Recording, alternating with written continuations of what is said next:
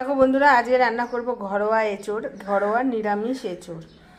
আমরা যেমন নিরামিষ ঘরে এঁচোড় রান্না করে খাই সেরকম তোমাদের দেখাবো। আর এই দেখো কড়াই বসিয়ে দিয়েছি, আদা নিয়ে নিয়েছি, এবার জিরে নিয়ে নেব যতটা লাগবে, তারপরে ধনে নিয়ে নিলাম। আচ্ছা চলো তাহলে এদিকে হয়ে গেল জিরে ধনে নেওয়া। তারপরে এবার লঙ্কা, এই দেখো এই 5টা কাঁচা লঙ্কা নিয়ে নেব।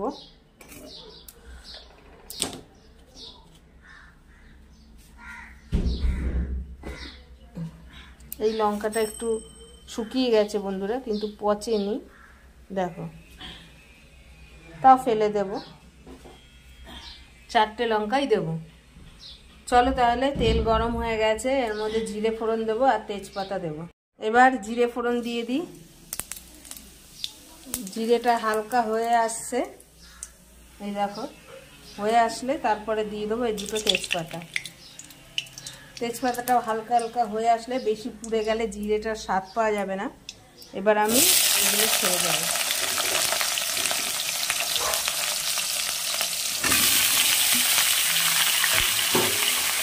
একটু নাড়িয়ে দিই, নাড়িয়ে দিয়ে তারপরে পুরোটা ভালো করে একটু লাল ভাজা হবে।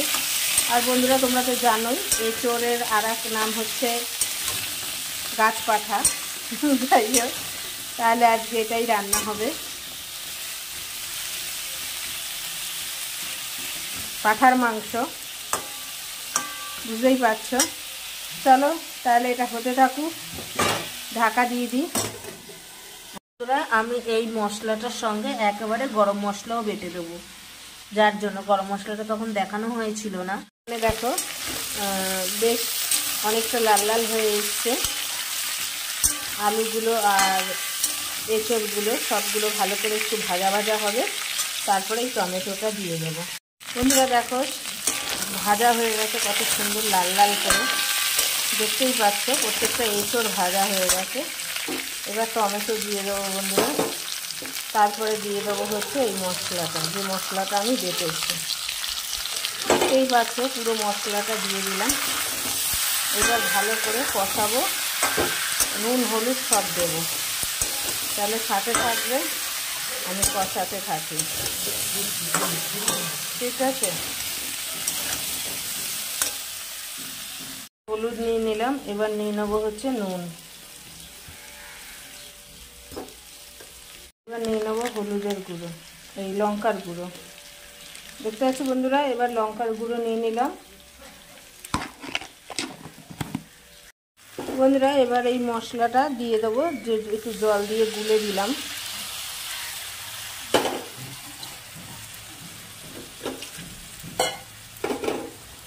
চলো এবার একটু নাড়িয়ে দিই ভালো করে।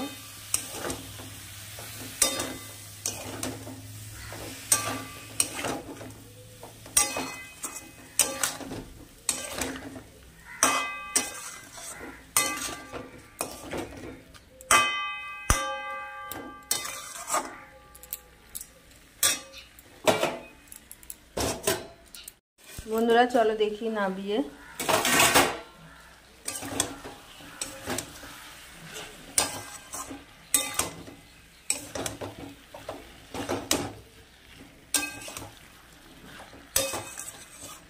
এখনো আরো কষানো হবে বন্ধুরা।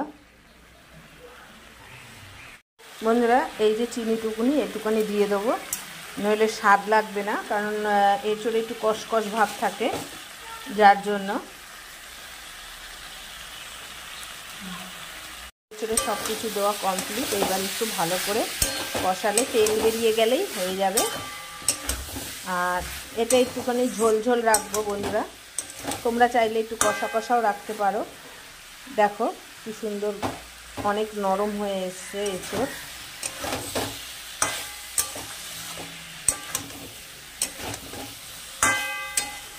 দেখতেই পাচ্ছ কত সুন্দর লাগছে।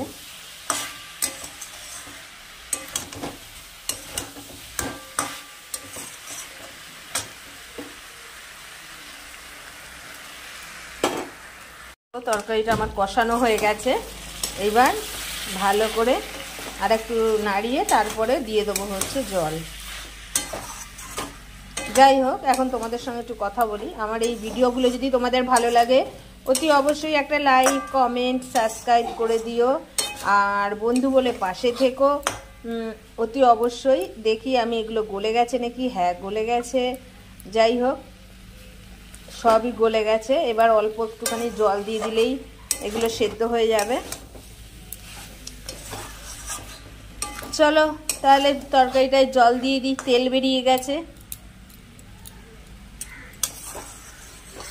আর আমার মশলাও কষানো হয়ে গেছে, দেখতেই পেলে। তরকারিটা আমার কষানো হয়ে গেছে।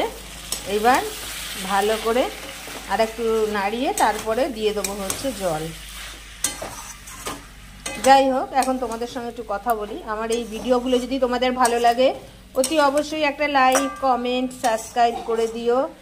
আর বন্ধু বলে পাশে থেকো অতি অবশ্যই। দেখি আমি এগুলো গলে গেছে নাকি। হ্যাঁ, গলে গেছে।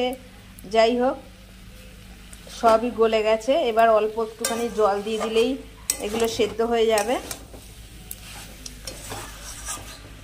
চলো তাহলে তরকারিটায় জল দিয়ে দিই। তেল বেরিয়ে গেছে।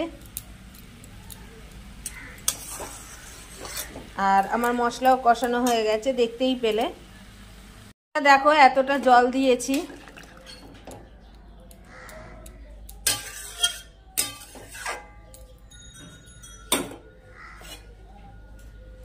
আমাদের বাড়িতে লোক বেশি, তাই জন্য একটু জল দিলাম বেশি। চলো এবার ঢাকা দিয়ে দিই। ভালো করে ফুটে উঠলে এবার নামিয়ে ফেলবো। দেখো রেডি আমার তরকারি। অনেকে আছে যে এইগুলো নেয় না, আর শুধু এই মাংসটা নেয়, সলিড মাংসটা। এখন যেহেতু কচি সেহেতু পুরোটাই নেওয়া যায় বন্ধুরা। এই দেখো কি সুন্দর গলে গেছে। এই দেখো, দেখতে পাচ্ছ কত সুন্দর গলে গেছে। যাই হোক, আমার তরকারিটা রেডি। তোমাদের যদি ভালো লাগে এরমভাবে এঁচোড়ের তরকারি রান্না করে খাবে বন্ধুরা। তাহলে আজকের মতন ভিডিওটা এইটুখানি বন্ধুরা। দেখো আমি তরকারিটা নামিয়ে ফেলেছি। এবার এটাকে বলে এঁচোড়ের ঝোল। আজকে আমরা কচি এঁচোড়ের ঝোল খাবো বন্ধুরা।